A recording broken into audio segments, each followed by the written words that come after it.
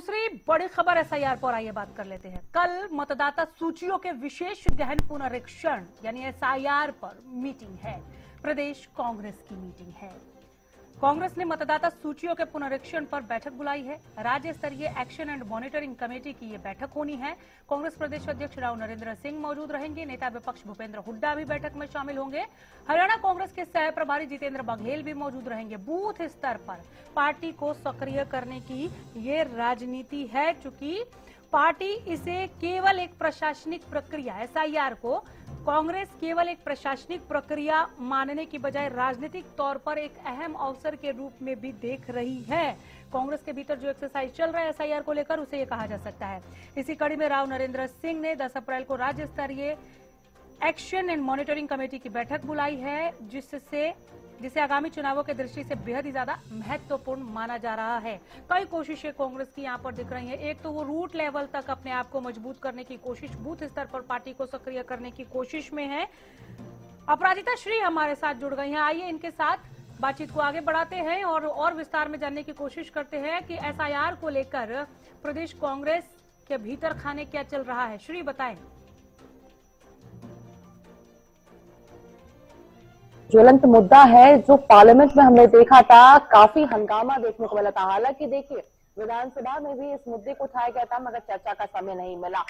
अब कांग्रेस एहतियातन बरतते हुए हरियाणा में इसको लेकर महत्वपूर्ण बैठक बुलाया गया है, ताकि 2029 से पहले जब भी हरियाणा में एसआईआर हो, उससे पहले कांग्रेस अपनी सभी रणनीति बना ले और बूथ स्तर पर अपने बीएलओस को अपॉइंट कर सके। तमाम जो तैयारियां हैं कांग्रेस पहले से ही कर सके, ताकि जो शिकायतें कांग्रेस की एसआईआर को लेकर है कि उनके वोट्स काट दिए जाते हैं, वोटर्स का अधिकार छीना जा रहा है, गैर कानूनी तरीके से नहीं हो रहा, तमाम बातें कही जा रही है। उन सभी चीज को ध्यान में रखते हुए कल एक महत्वपूर्ण बैठक चंडीगढ़ में बुलाई गई है। अध्यक्ष राव नरेंद्र सिंह के द्वारा ये बैठक बुलाई गई है। इस बैठक में नेता विपक्ष भूपेंद्र सिंह हुड्डा मौजूद रहेंगे। इसके अलावा सह प्रभारी जितेंद्र बघेल मौजूद रहेंगे और कई और जो विधायक है, नेता, वो भी मौजूद रहने वाले हैं।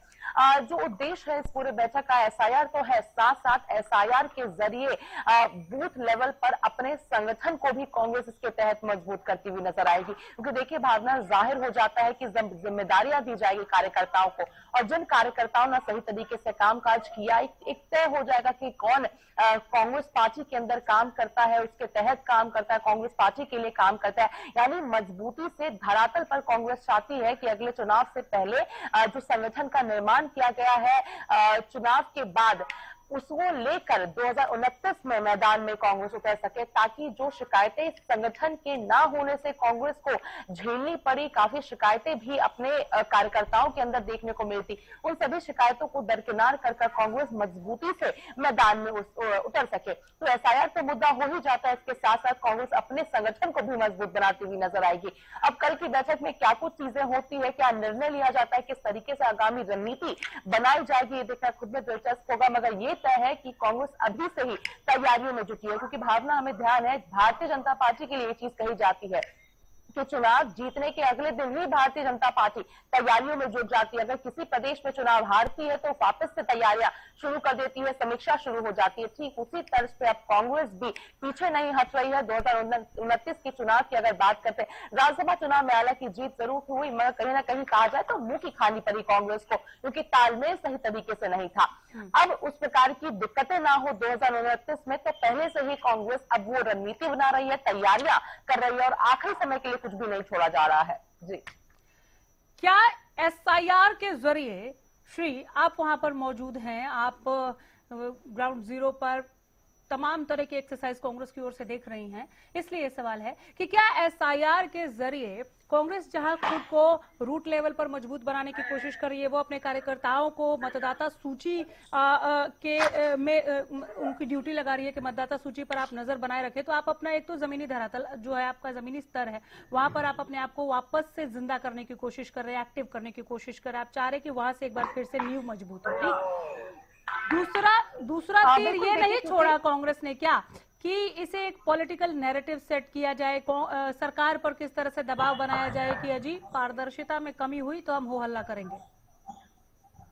आप बिल्कुल देखिए, और इसका एक उदाहरण भी राज्यसभा चुनाव में देखने को मिला था, क्योंकि कांग्रेस के द्वारा लगातार ये दावा किया गया कि जो 4 वोटें इनवैलिड हुई है वो गलत तरीके से इनवैलिड की गई, यानी इनवैलिड करने की आवश्यकता नहीं थी, कोई गड़बड़ी नहीं थी उसमें, मगर जानबूझकर इनवैलिड किया गया। आरओ एजेंट के तरीके से भारतीय जनता पार्टी के एजेंट के तौर पर उसने काम किया, लगातार इस तरह की बातें कही गई।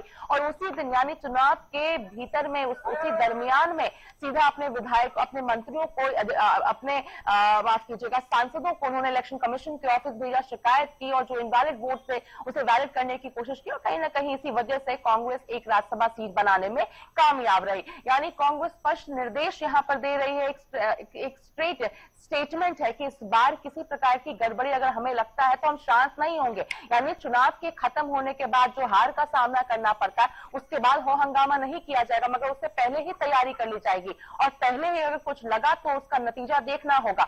यानी कहीं ना कहीं दबाव जरूर यहां पर बनाने की कोशिश की जा रही है कि किसी प्रकार की गड़बड़ी, चाहे वो ईवीएम मशीन की बात हो जाए या एसआईआर के जरिए वोट काटने की बात हो जाती है, उन क्षेत्र में जहां पर कांग्रेस मजबूत है नहीं चलने दिया जाएगा। बिहार में हमने देखा था काफी हो हंगामा हुआ था, हालांकि वो हो हंगामा भी कहीं ना कहीं बाद में शुरू हुआ था, जिसका नतीजा सभी ने देखा। लगातार अगर कांग्रेस का ये दावा है कि एसआईआर सही तरीके से नहीं हो रहा है तो तैयारियां पहले से करनी होगी। बाद में हंगामा करने से भले ही आप हेडलाइन बन जाते हैं, मगर उसका फायदा जमीनी स्तर पर नहीं होता है आपको। तो उन्हीं सब चीजों से, गलतियों से सीख करके कांग्रेस अब पहले से ही एहतियातन बरत रही है, और एसआईआर शुरू होने से, यानी हरियाणा में जब एसआईआर शुरू होगा आने वाले दिनों में, उससे पहले तक तैयारियां शुरू कर दी है और जमीनी स्तर पर अपने संगठन को मजबूत बना रही है, ताकि बूथ लेवल तक जो एक्सरसाइज किया जाएगा एसआईआर का, उससे पहले अपनी रणनीति बना लेगी, तैयारियां कर लेगी। क्योंकि जो दावा कांग्रेस के द्वारा किया जाता है कि सत्तारूढ़ पार्टी एसआईआर के जरिए वोट काटने की कोशिश कर रही है, वो होने में विफल रहेंगे।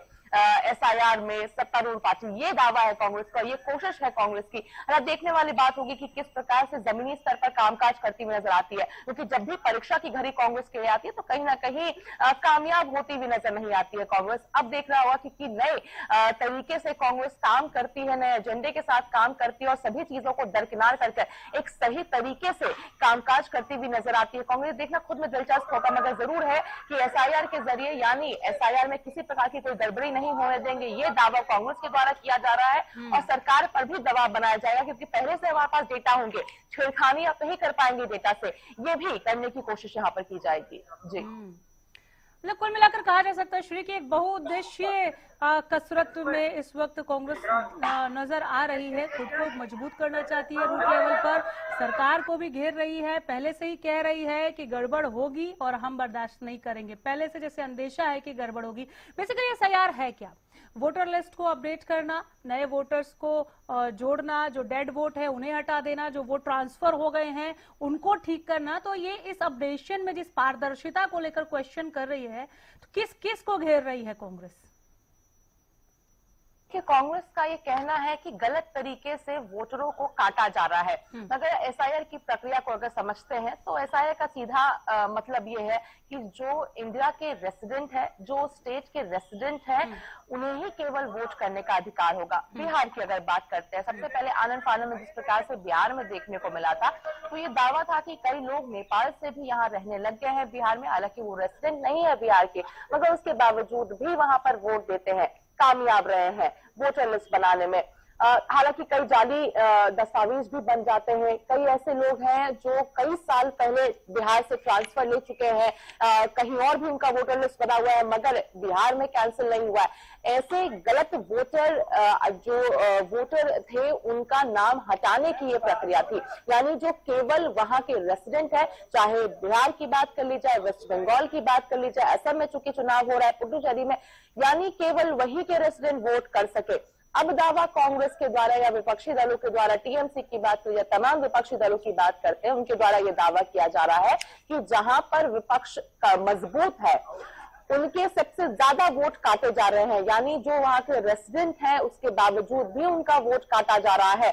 और जहां पर सत्तारूढ़ पार्टी मजबूत है वहां के तमाम जो वोटर लिस्ट है वो बरकरार है, इस प्रकार का दावा किया जा रहा है। हालांकि इसे सिरे से नकारा जा रहा है कि ऐसी कोई बात नहीं है और केवल उनका नाम ही काटा जा रहा है जिनके पास दस्तावेज या तो नहीं है या फिर किसी और जगह के रेसिडेंट है।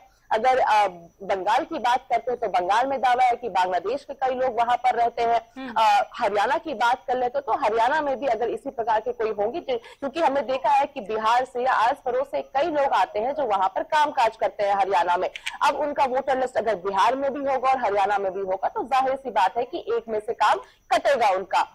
कांग्रेस का यह दावा करना है कि गलत तरीके से नाम को काटा जा रहा है। हालांकि ये विवाद का विषय है, मगर लगातार कांग्रेस के द्वारा यही दावा किया जा रहा है कि गलत किया जा रहा है, हमारे वोटरों को काटा जा रहा है। अब चूंकि कांग्रेस पहले से ही अपनी एक्सरसाइज शुरू कर देगी तो डाटा उनके पास पहले से होगा। अगर उनके पास डेटा होगा, यानी अगर एसआईआर के डेटा से मैच नहीं करता है, बिल्कुल ही अलग होगा डेटा, तो इसको सवाल कर सकती है कांग्रेस, इस पर जवाब भी मांग सकती है कि आखिर इतनी ज्यादा गड़बड़ी कैसे हो गई है डेटा के साथ। एक्सरसाइज करना होगा। अब देखने वाली बात होगी कि कितना सफल कांग्रेस रहती है, क्योंकि जैसा कि पारदर्शिता की बात कांग्रेस कह रही है श्री कि पारदर्शिता होनी चाहिए, वो पारदर्शिता कैसे होगी, उसके लिए क्या चाहती है कांग्रेस की सरकार या इलेक्शन कमीशन की तरफ से किया जाए, ये शायद कल जो बैठक 10 बजे बुलाई गई है उसके बाद निकलकर सामने आए।